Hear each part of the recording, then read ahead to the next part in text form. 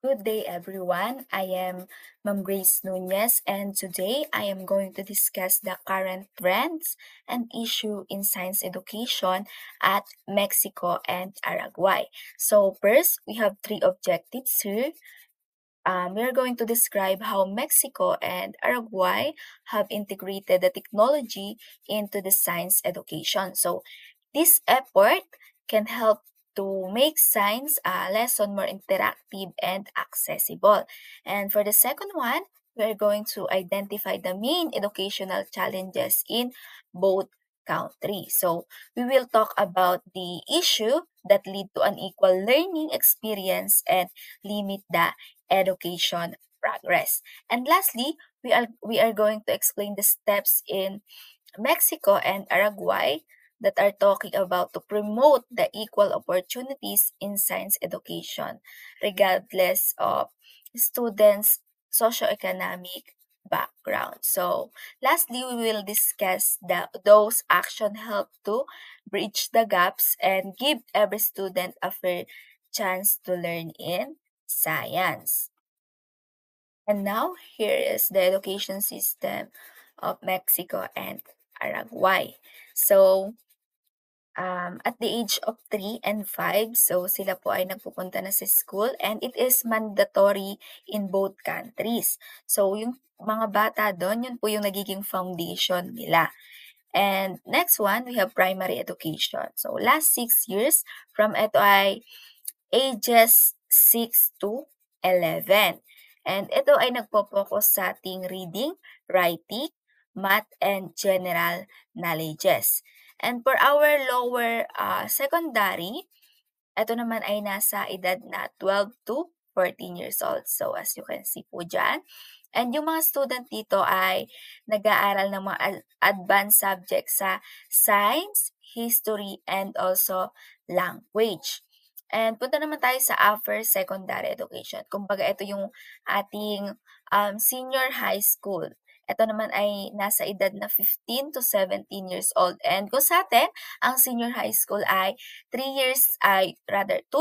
Dito naman po ay 3 years. Ganun po siya katagal. Ito naman yung nagpi-prepare na sa student para pumasok sa university. And dito lang ino-offer nila ay yung mga technical careers. Unlike po sa atin na nag-o-offer pa rin tayo ng academic, sa kanila po ay technical careers. So, yung both countries dyan, isa-summarize natin ay very similar lang po sila ng education system. And yung kanilang schooling ay from ages 3 to 17 years old. And those are compulsory. And kapag nagpunta naman na po sila sa college, ito ay hindi na compulsory as you can see. And ang college po nila nagre-range sa 4 to 5 years po. Tulad po ng mga courses sa atin na ibang just like yung architecture, ganun po. Meron din po silang mga courses na tumatagal ng 5 years. And on this slide po, we will going to discuss the inequality in infrastructure, college access, dropout rates, and yung result po ng PISA. Dito po muna tayo sa Mexico. So dito, meron tayong big gap po sa quality ng education between sa urban and rural areas. So, yung mga student in poor remote areas or communities, syempre mas konti yung resources nila. And konti din po yung mga teachers.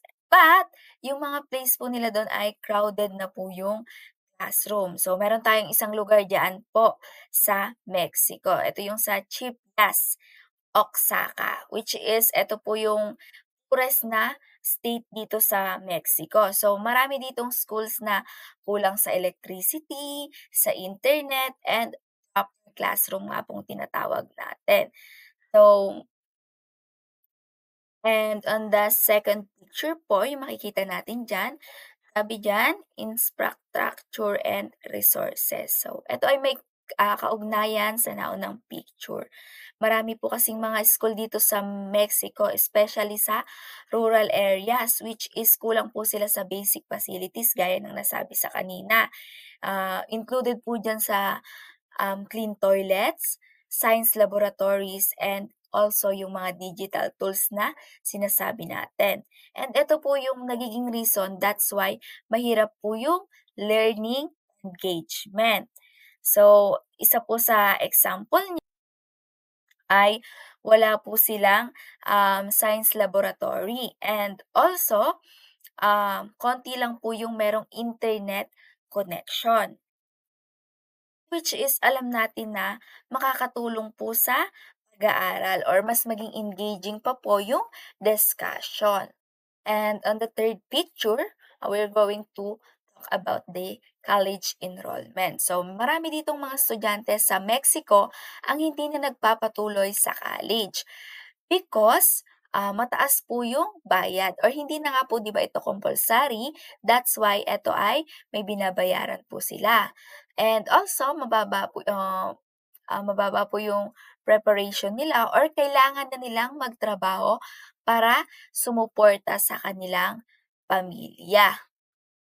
And based po sa data na nakuha ko, galing sa World Bank, so only 30% lang po ng Mexican na nasa edad 18 to 24 yung nag-i-enroll ng college.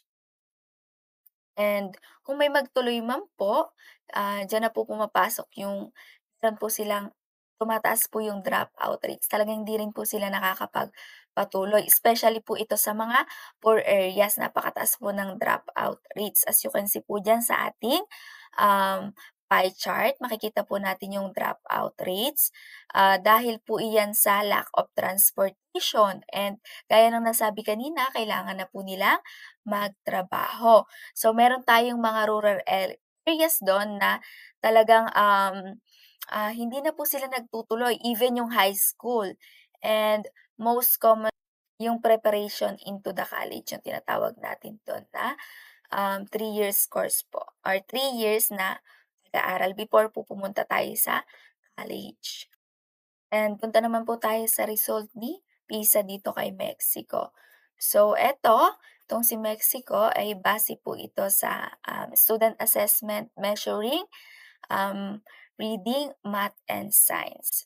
So diyan po lumalabas lang po diyan na si PISA ay pang 58 out of 79 countries ano. Medyo lower po rin po sila sa math ito, sa science and ah napakababa po ng resulta sa kanila ni PISA, pero mas mataas po compare sa Philippines ano. So ito lang po ay nagpapakita um,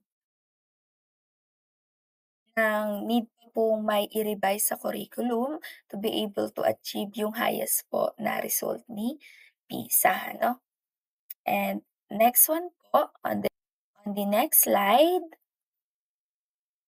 Punta naman tayo dito sa mga main concern dito sa lugar ng Araguay. So first, lack of seminars and training for teachers. So napakaraming teachers kasi dito sa Araguay na hindi nakaka-receive ng regular professional development, which is napaka-importante po. Kasi without the training, hindi po tayo maa-align sa modern teaching method, especially sa science. And ito po ay hirap para ma-engage po yung estudyante and ma-update po yung kanilang skills. So eto, nagre-result ng outdated teaching and lower student motivation, ano? So puwedeng maging learning outcome dito ay magiging poor po yung kanilang learning outcome. And sa pangalawa naman po, meron din po sila dito shortage of science and math teachers, ano. So, kaya pwede tayo mag-apply dito, ano. And ito po ay, um, kulang po kasi yung qualified science and math teachers sa kanila, especially po sa mga rural areas and remote areas. Yung ibang schools kasi dito ay fino-force na ma-assign si teacher sa ibang fields or other subjects. So, parang Pilipinas din sila ano, si science teacher pinagtuturo ng, English, pinagtuturo ng math, gano'n po ano. And example po dito ay sa Araguay po meron ditong mga rural areas na hindi po, filled with, teaching position just like the math and science nga po na tinatawag natin ano. So, possible resulta nito ay yung students sa areas na yun ay makaka-receive ng less instructional course sa, STEMs or sa science na subject, which is maapektuhan po yung national development and student career nila sa, future or near in the future. And next one, lack of laboratory infrastructure. So eto lang, meron talagang mga school dito na hindi po kumpleto yung mga laboratories and equipment nila, which is hindi po nila magagawa yung hands-on experiment and malilimit po yung effectiveness ng science education. Which is magiging resulta po ng hindi po nila madaling maintindihan yung science concept without the practical experiment. And hindi po yun yung, and yun yung magli-lead rather, and yun yung magli-lead para ma-lower po yung interest ng bata na mag-perform sa science. And lastly po dito yung completion rate. And mapapansin po natin diyan sa picture 98% sa elementary and only 45% sa secondary. So ano po yung ibig sabihin nito? So most of the student diyan ay nakakatapos lang ng elementary, but napakalaki po ng dropout rates 'pag tumutong na sila ng secondary or ayan, so, lower secondary. Kasi nga po ano yung main reason niyan, dahil sa economic status nila. So, through that, nagtatrabaho na po sila, hindi na sila tumutuloy sa pag-aaral. And ano yung magiging possible resulta nito? Yung yung malimit na po yung opportunities for higher education and well-paying jobs. So, it also affect the country's abilities to grow and grow skilled workforce, especially in STEM and technical fields po, ano? So, punta na tayo sa last slide. So, for this last slide, so, dito makikita po natin yung sa Araguay and Mexico, science education. So, sa kanilang science education, dito po muna tayo sa Mexico, sa Araguay. Sa Araguay meron talang tinatawag diyan na SIBAL. So, SIBAL program, ito yung patungkol sa every student makakakuha ng laptop or with an access of internet. So, ito yung nakakatulong sa mga estudyante, especially sa science. So, through using that computer, makakakuha sila ng information, makakanood ng videos, outlines, experiment. Halimbawa na lang, si estudyante makakanood ng video na nagpapakita yung mga chemical reaction, meron tayong mga simulation diyan gaya nga po ng mga diniscuss natin sa mga previous subject natin. And also meron tayong digital access um, in resources and also sa ating mga robotics. So, dito naman sa pangalawang pick nga gaya ng sabi ko, yung digital resources. So, dito nga makikita po natin dito sa mga digital resources, meron tayong online tools diyan, like yung mga virtual labs, meron tayong mga e-books na nakakatulong talaga sa pag-aaral ng bata sa science. So, itong mga tools na 'to ay, nag-a-allow sa mga student na makita at maintindihan yung mga bagay that hard to explain using our words lang. And, eto rin yung nagiging way po para ang mga estudyante ay maka-work together gamit yung online platform and makatuto or matutunan yung different science topics. Kasi nga po dito pwede silang mag-explore ano. And, sa pangatlong picture, so dito rin po sa Paraguay, ang kanila pong pagtuturo ay inquiry-based learning po, which is yung schools, gumagamit din po sila ng, ah, different programs po. Puwede din yung mga, um, yung mga programs na makakatulong po sa science po para, ma-solve yung problem solving skills po. Yung halimbawa na lang, gagawa sila ng mga robots, more on robots po kasi sila kung paano nga ba um, kung paano nga ba or gagalaw si energy o makakatulong si energy to test the different material or yung reaction ng isang heat. So gano'n po siya. And third one, sa dito naman tayo punta sa Mexico. So si Mexico meron siyang wide infrastructure unlike dito po sa ating, um, Paraguay. So sa Mexico, dahil do'n improve po nila yung mga buildings nila, especially yung mga lugar na maraming mga resources. And also meron silang mga computer laboratories, special room for experiment. So, yun po or because of that rather, ay natutulungan po sila na ma-upgrade yung science education gamit yung mga tools just like Microsofts, computers, and yung mga other pong equipment sa, na magagamit po sa science. And also nagko-compete din po sila sa mga different, peers ano, which is gumagawa po sila ng mga project diyan na inilalaban nila. And yung mga project na yun puwedeng mga robots gano'n, na nagre-recycle, gano'n po yung mga project nila. Or ginagamitan po nila ito ng research experiment para ma-present po nila ito sa mga judges or judge. And lastly po, meron po silang mga ginagawang changes sa kanilang curriculum para ma-improve po yung kanilang institution, especially ito sa mga science subject.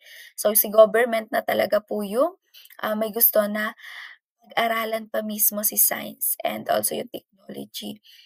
And include po dito si mathematics because itong mga subject na 'to ay napaka-importante po sa kanilang future. And ito yung nag-e-engage sa student to, encourage their critical thinking skills, problem solving, and their creativity. So yun lang po ang aking report and ito po yung assessment. And lastly, I have here a short clip video. Today we're going to talk about a problem that is quite important for Please. Mexican population, and it is Mexico's education system in basic education level. Mexico ranks 56th in the PISA test that evaluates the education level in countries that belong to the OCDE. In my opinion, it largely has to do with the education system that Mexico uses with the students. We use education system that was conceived during the first industrial revolution, at a time where there were slaves. I will try to explain this better. A traditional school in Mexico looks like a fabric because it comes from the Industrial Revolution.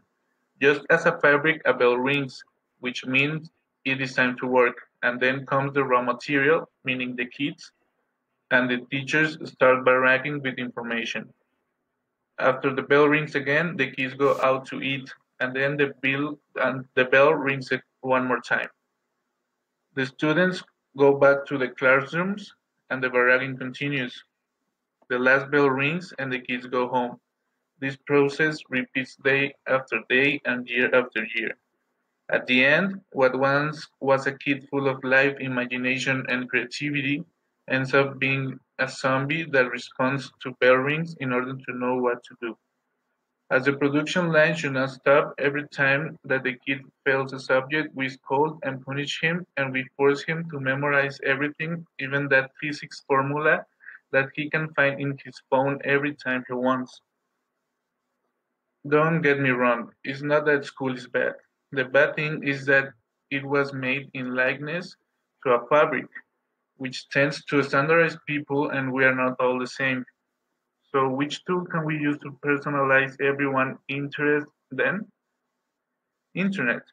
The information in internet is way more fun and interactive. Real learning has to do with challenging the rules in order to understand something better because when you like something and you're curious about it, you learn more and better. The Mexican government has approved a new education system which is better suited to the learning needs of actual young students. This new education model is made for children to learn more and develop social emotional skills, learn English and new technologies. The teachers will get training and their careers will be built with merits. This education system will be implemented in 2018, and I truly recommend you to check this out and read this new education system carefully so that you are aware of the changes that are happening in Mexico's education, changes that can help Mexico be a better country. Created using Powtoon.